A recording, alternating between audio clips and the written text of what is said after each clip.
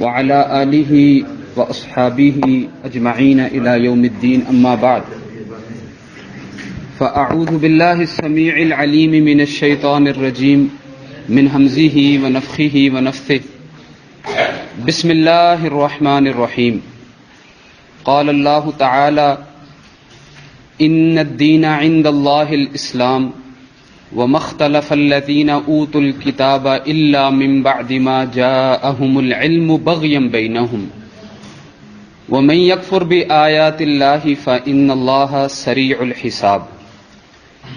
وعن عبد الله بن عمرو بن العاص رضي الله عنه قال سمعت النبي صلى الله عليه وسلم يقول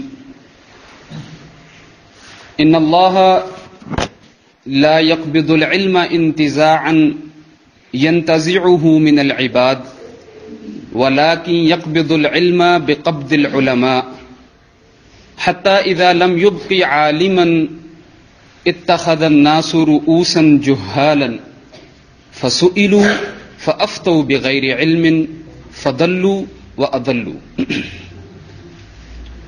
سورہ آل عمران کی ایک آیت ہے اور متفق علیہ یہ حدیث ہے جو عبداللہ ابن عمرو ابن العاص سے مروی ہے. نبی صلی اللہ علیہ وسلم اس حدیث میں اپنے ماننے والوں کو ایک بات سے آگاہ کر رہے ہیں. حق پر قائم ہونے کے لیے انسانیت کو جو سب سے بنیادی چیز کی ضرورت ہوتی ہے وہ ہے علم، اور اس علم کی جو اصل ہے وہ ہے یا اس کا کوئی ذریعہ ہے اس علم کے حق پر ہونے کا، وہ ہے وحی الہی. باقی ساری اس کی فرع ہیں، اس وحی الہی کے تحت آتی ہیں. اس کی جو اصل ہے، بنیاد ہے کسی علم کے حق پر ہونے کی، بلکہ کسی چیز کو، کسی شے کو آپ کو علم کہیں تو فی الحقیقت وہ وحی الہی ہے. اور اس کے اگینسٹ، اس کے مخالفت میں، اس کے متضاد اگر آپ دیکھیں تو انسان کے حق سے ہٹ جانے کا، گمراہ ہو جانے کا وہ کوئی ذریعہ ہے تو وہ جہالت ہے. لہذا جیسا کہ اللہ رب العزت چاہتا ہے اور جن کو اس نے انبیاء اور رسل کا درجہ دے کر انسانیت کی ہدایت کے لیے بھیجا، جیسا کہ وہ چاہتے رہے ہیں اپنے پیچھے رہ جانے والوں کے لیے، خود اپنے اولین مخاطبین کے لیے، اپنی اولاد کے لیے، اپنی آل کے لیے، کہ وہ حق پر قائم رہیں، مرتے دم تک مسلم رہیں اللہ رب العزت کے. تو اس کے لیے لا محالہ آپ یہ جانیں گے کہ جب تک علم کے اوپر وہ اقوام، وہ افراد انفرادی طور پر اور اجتماعی طور پر قائم نہیں رہیں گے تو وہ لازمی جہالت اور گمراہی میں حق سے ہٹ جائیں گے، دور ہوتے جائیں گے. اللہ رب العزت پچھلی اقوام کی گمراہیت کی وجہ بھی یہی بیان فرماتا ہے. جو سورہ آل عمران کی آیت بیان فرمائی ہے، اس موضوع کی آیات اور مقامات پر بھی ہیں. اس کا مفہوم اس طرح ہے کہ اللہ رب العزت دین اسلام کو انسانیت کے لیے زندگی گزارنے کے لیے مختص کرتا ہے، متعین کرتا ہے کہ ان الدین عند اللہ الاسلام. فرما برداری ہی اصل دین ہے اللہ رب العزت کے ہاں. فرما برداری ہی اصل دین ہے اللہ رب العزت کے ہاں. اور جو اہل کتاب نے اختلاف کیا وہ اس وجہ سے کیا، اس کی وجہ آخر میں بیان فرمائی، بغیم بینہم. اور اس کی دوسری وجہ پہلے بیان فرمائی، الا من بعد ما جاءہم العلم. علم آ چکنے کے باوجود، آ گیا علم لیکن اس کے باوجود انہوں نے بغیم بینہم، ضد اور ہٹ درمی کی وجہ سے اختلاف کو باقی رکھا. یہاں اس بات کو سمجھ لینا چاہیے کہ بعض حلقوں سے آپ یہ بات سنتے ہیں کہ جی یہ جو اختلاف آیا ہے مسلمانوں میں یہ علماء نے کیا ہے، علماء نے اختلاف کیا ہے. انہوں نے علم حاصل کیا اور خوب سمجھ لیا دین اسلام کو، اور پھر اس کے بعد انہوں نے اختلاف کیا ہے. یہ کلی طور پر ایسے نہیں ہے جیسا کہ اس کا تصور پیش کیا جاتا ہے کہ ہمیشہ ایسا ہی ہوا ہے. جی علماء نے اختلاف کیا، یہود و نصارہ کے بھی علماء نے. اگرچہ قرآن میں اللہ رب العزت ایسے علماء سو کا رد کرتا رہا ہے، لیکن کلی طور پر ایسا نہیں ہے. بلکہ علم جو حاصل کیا جاتا ہے وہ خیر ہے، اور خیر جو ہے وہ خیر ہی نتیجہ نکالتی ہے. خیر کا نتیجہ خیر ہی نکلتا ہے، الا یہ کہ اس کو کوئی اپنے مفاد کے لیے اس کو غلط رستے پر ڈھال کر ایسا استعمال کرے. جہاں تک اس آیت کا تعلق ہے اور اس مفہوم کی آیات مختلف ہیں، تو اس کا معنی یہ ہے کہ اختلاف موجود تھا، اللہ رب العزت نے علم بھیجا، وحی بھیجی، انبیاء کرام کے اوپر کتابیں نازل کی، صحف آئے، لیکن لوگوں نے اس طرف توجہ نہیں دی کہ اپنے اختلافات کو ختم کرتے. ضد اور ہٹ درمی کی وجہ سے اس طرف رجوع نہیں کیا اور اختلاف کو باقی رکھا. یہ اس کا عام مفہوم ہے. لہذا گمراہیت پر علم نے رکھا یا جہالت نے؟ علم کی طرف نہ رخ کرنے نے، علم سے استفادہ نہ کرنے نے اختلاف کو باقی رکھا. وَمَا اخْتَلَفَ الَّذِينَ أُوتُوا الْكِتَابَ إِلَّا مِن بَعْدِ مَا جَاءَهُمُ الْعِلْمُ، علم آ جانے کے باوجود، بغیم بینہم، آپس کی ضد کی وجہ سے. تو علم جو ہے وہ اختلافات کو ختم کرنے کی چیز ہے. سب سے بڑا علم، جیسے میں اس سے پہلے عرض کر چکا، اس کا ذریعہ ہے وحی الہی. ہمارے پاس وحی الہی کے جو ذرائع ہیں یا جو شکلیں ہیں، ذریعہ تو ایک ہے، اس کی شکلیں ہیں. اس میں سب سے پہلے قرآن مجید ہے، اور وحی خفی میں سنت رسول ہے، حدیث نبوی ہے. تو اس قرآن کی صفت کیا ہے؟ انا ھذا القرآن یہدی للتی ہی اقوم. یہ علم، یہ وحی ہدایت دیتی ہے اس کی جو بالکل سیدھا رستہ ہے. لہذا علم جو ہے وہ فی نفسی ہی اپنی اصل میں گمراہ نہیں کرتا ہے. یہ قول ان لوگوں کا ہے جو علم کی طرف رغبت ہی نہیں رکھتے ہیں، جو علم کو اہمیت نہیں دیتے ہیں، جو علم حاصل نہیں کرتے ہیں.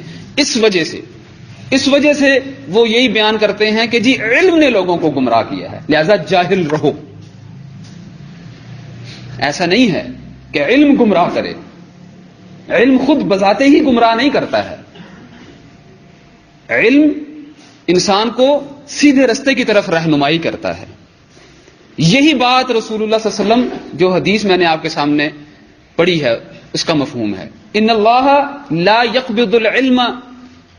پہلے میں آپ کو یہ بتاتا چلوں، امام بخاری رحمۃ اللہ علیہ اس حدیث کو صحیح بخاری میں اپنی میں کتاب العلم میں لائے ہیں، کتاب العلم میں لائے ہیں، اور باب باندھا ہے کیف یقبض العلم. علم کیسے اٹھا لیا جائے گا، علم کیسے ختم ہو جائے گا. اسی معنی کا ایک باب وہ اس سے پہلے باندھا ہے انہوں نے، باب رفع العلم وظہور الجہل. باب اس بارے میں کہ علم اٹھا لیا جائے گا اور جہالت عام ہو جائے گی.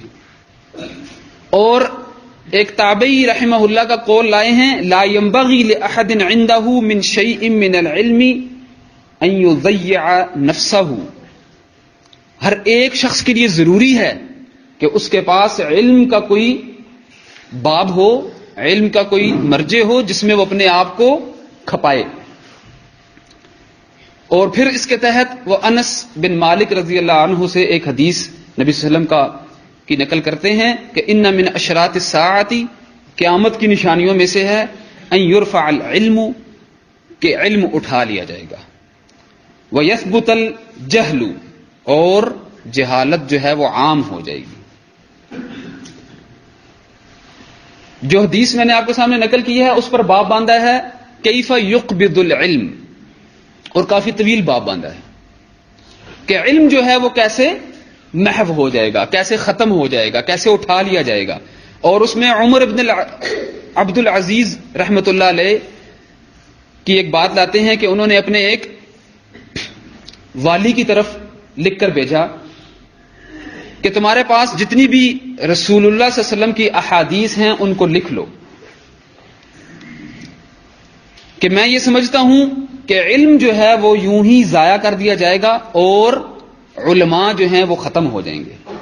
اس سے بھی استدلال کیا جاتا ہے کہ تدوین حدیث باقاعدہ عمر بن عبد العزیز رحمۃ اللہ علیہ کے اسی قول اسی حکم سے آغاز ہوا، اس کا باقاعدہ آغاز، اگرچہ اس سے پہلے بھی کچھ اجازتیں رسول اللہ صلی اللہ علیہ وسلم کی صحابہ کرام کے لیے تھیں، جس میں یہی عبداللہ بن عمر بن عاص ہیں، ابو ہریرہ ہیں، کچھ اور اصحاب ہیں جن کو نبی صلی اللہ علیہ وسلم نے اجازت دی تھی کہ لکھ لیا کریں، اور صحیفہ صادقہ ہے، اور ابو ہریرہ کے شاگرد ہیں حمام ابن منبہ، ان کا ایک صحیفہ ہے جو انہوں نے اپنے استاد ابو ہریرہ سے سن کر لکھا ہے۔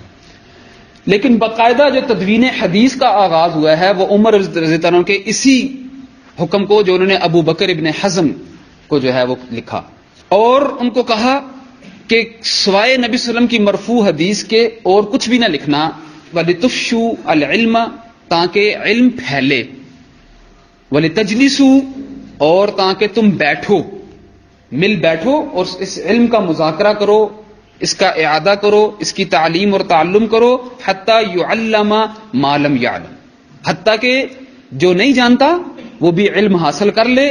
فإن العلم لا يهلك حتى يكون سرا، علم کبھی ہلاک نہیں ہوتا، ضائع نہیں ہوتا، الا یہ کہ اس کو چھپا دیا جائے، اس کو مخفی رکھا جائے۔ اس کے تحت امام بخاری رحمۃ اللہ علیہ وہ حدیث لائے ہیں جو میں نے آپ کے سامنے پڑھی ہے کہ ان اللہ لا يقبض العلم انتزاعا ينتزعه من العباد، کہ اللہ رب العزت اپنے بندوں میں سے علم کو یوں ہی اچانک نہیں اٹھا لے گا، اس کو یوں ہی نہیں ضائع کر دے گا، وَلَكِنْ يَقْبِضُ الْعِلْمَ بِقَبْضِ الْعُلَمَاءِ، لیکن علم کو اٹھائے گا علماء کو اٹھا لینے سے۔ جب علماء نہیں رہیں گے، علماء ہی نہیں رہیں گے تو علم بھی نہیں رہے گا۔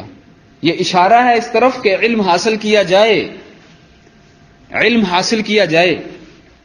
آپ معاشرے میں دیکھتے نہیں ہیں کہ ہر فیلڈ کے لیے اسپیشلائزیشن ہوتی ہے۔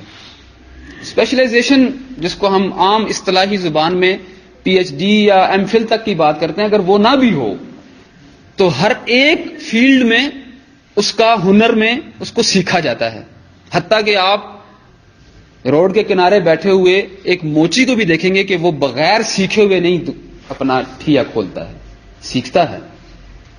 ایک گاڑیوں کا مکینک ہے، وہ ایسے ہی نہیں دکان بنا لیتا ہے، اس سے پہلے وہ اس کو سیکھتا ہے۔ تمام علوم ہیں، ڈاکٹر تو جو ہے وہ MBBS کرتا ہے، کبھی جتنے زیادہ وہ علم حاصل کرتا ہے اتنے ہی اپنے بورڈ کے اوپر اپنی اسناد کو واضح طور پر لکھتا ہے۔ تو ہر ایک زندگی کا شعبہ علم چاہتا ہے، اسپیشلائزیشن چاہتا ہے، مہارت چاہتا ہے، جو کہ آپ کے اس دنیا تک محدود ہیں۔ وہ علوم بھی، وہ مہارتیں بھی جو صرف اس دنیا تک رہیں گی، آپ کی جی اٹھنے کے بعد جو دوبارہ زندگی شروع ہونی ہے اس سے کوئی تعلق نہیں ہے۔ تو کیا کہنے اس بات کے کہ جس کا انحصار آپ کی دوبارہ جی اٹھنے کے ساتھ ہو، کیا اس کے لیے علم نہ چاہیے ہوگا؟ کیا اس کو نہ سیکھا جائے گا کہ ہم اللہ کی فرما برداری کیسے کریں؟ ہم اللہ کی فرما برداری کیسے کریں؟ آپ جانتے ہیں کہ یہ کلمہ پڑھ کر جو ہم مسلم ہوتے ہیں، مسلمان کہلاتے ہیں، لا الہ الا اللہ محمد رسول اللہ کہتے ہیں، جس کے بعد ہم یہ کہنے کے قابل ہوتے ہیں کہ ہم اللہ کے فرما بردار ہو گئے۔ یہ اللہ کے ہاں قبول ہونے کی جو پہلی شرط ہے وہ علم ہے، کسی اور چیز کے بارے میں علم نہیں، اسی لا الہ الا اللہ محمد رسول اللہ کا علم۔ اور اس کے اوپر دلیل سورہ محمد کی آیت فَاعْلَمْ أَنَّهُ لَا إِلَٰهَ إِلَّا اللَّهُ، جان لیجئے، فہم حاصل کر لیجئے لا الہ الا اللہ۔ یہ کیا ہے؟ یہ کیا ہے لا الہ الا اللہ؟ فقط ایک قول ہے، ایک کلمہ ہے، بس کہہ دیا جائے اور اس کے بعد منچاہی زندگی گزاری جائے؟ نہیں، ایسا نہیں ہے۔ یہ اپنا کچھ تقاضا رکھتا ہے، یہ اپنا کچھ مفہوم رکھتا ہے، اپنا ایک معنی، ایک دلالت رکھتا ہے۔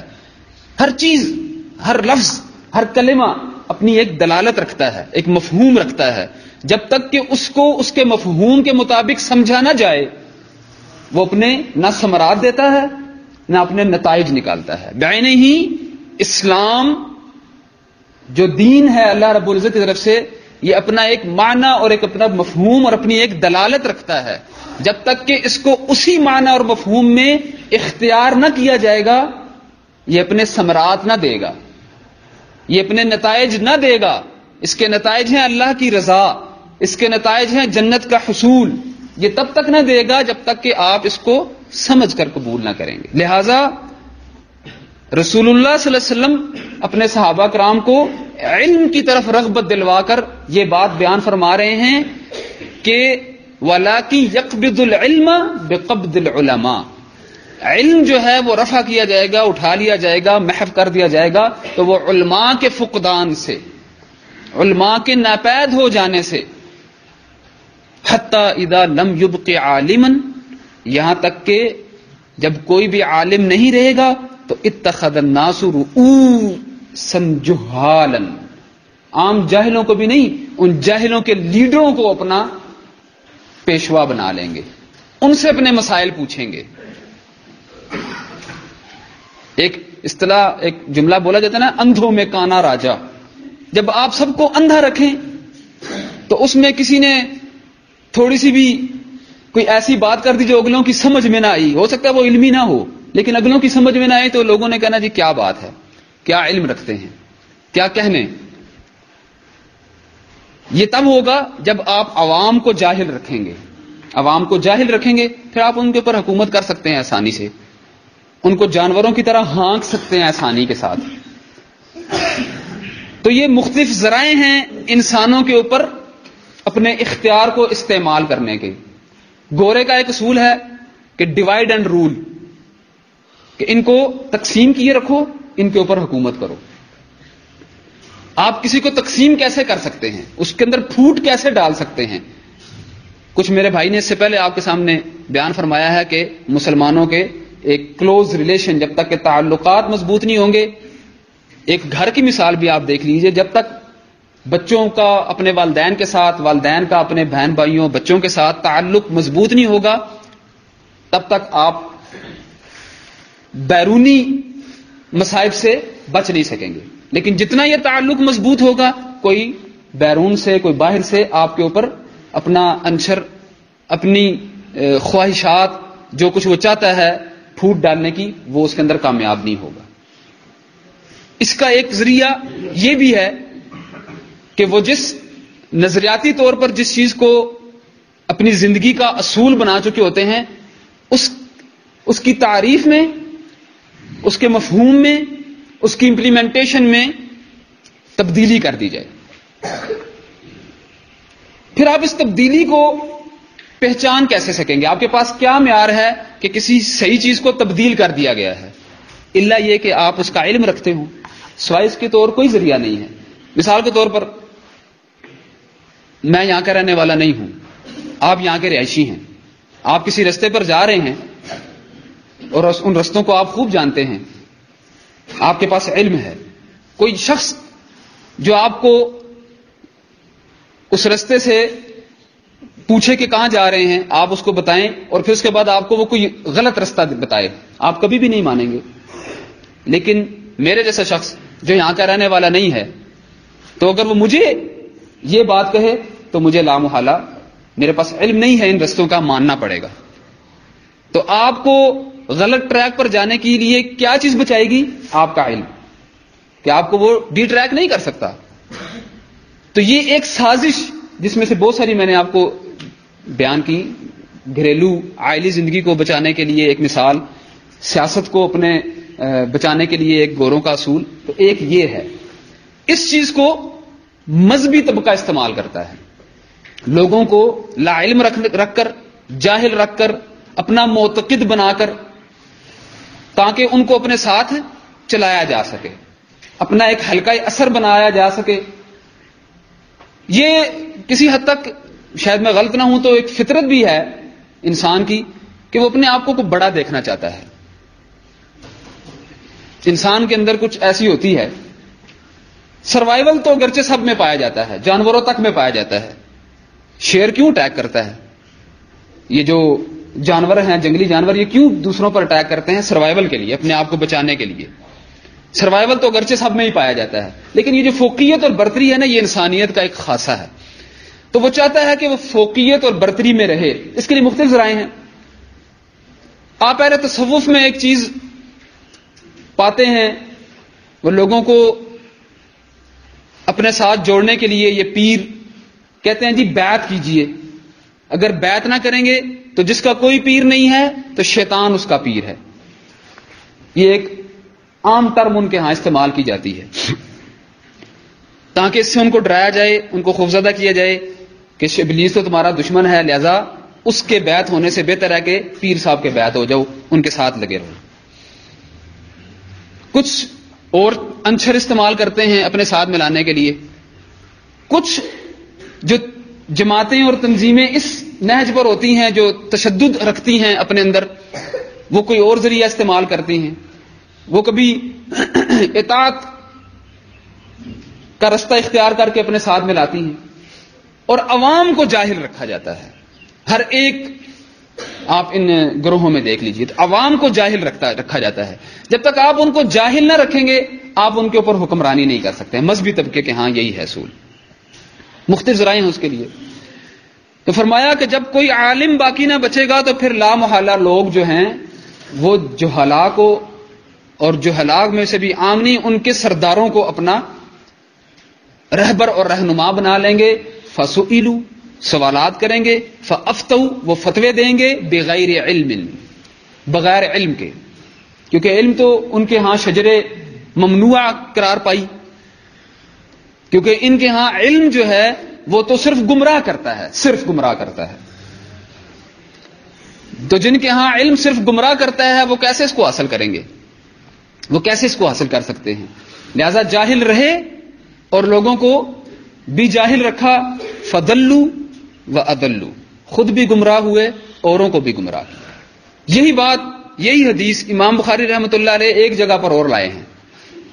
صحیح بخاری کتاب الاعتصام بالکتاب والسنہ کے اندر، کہ کتاب و سنت کے ساتھ اپنے آپ کو جوڑ کر رکھنا، یہ ایک کتاب بھی ہے. وہاں پر باب ہے ما یذکر من الذم الرأی وتکلف القیاس، اس بات کے بارے میں رد کرنا کہ جو اپنی رائے سے باتیں کرے اور قیاس میں تکلف کرے. یعنی کہ جہاں قیاس کی ضرورت نہیں تھی، نص موجود تھی، واضح اور صریح احکامات تھے، وہاں پر اب قیاس کرنا شروع کر دے. اور آیت لائے ہیں، بہت پیاری آیت ہے، ساری پیاری آیتیں ہیں، سورہ بنی اسرائیل کی. وَلَا تَقْفُ مَا لَيْسَ لَكَ بِهِ علم، اس چیز کے پیچھے مت پڑو جس کے بارے میں تمہیں علم ہی نہیں ہے. تقفو کے معنی علم کے ہیں، اور یہاں اس کے معنی کیے ہیں لا تقل ما لیس لک بہ علم، اس کے بارے میں کلام نہیں کرو جس کے بارے میں تمہیں علم نہیں ہے. اور کتاب العلم میں ہی اسی کی مناسبت سے ایک باب ہے جہاں پر عمر رضی اللہ عنہ کا قول ہے کہ کسی کام کو سر انجام دینے کے اہل ہونے سے پہلے اس کا فقہ حاصل کرو، اس کی سمجھ حاصل کرو. اس سے پہلے کہ تمہیں کسی کام کا کوئی کام سونپا جائے، اس سے پہلے اس کا علم حاصل کرو. تو یہاں بھی امام بخاری رحمۃ اللہ علیہ اس آیت کو دلیل بنا کر یہ بیان کرنا چاہ رہے ہیں کہ جب تک کسی بات کے بارے میں علم نہ ہو، اس کے بارے میں کلام نہ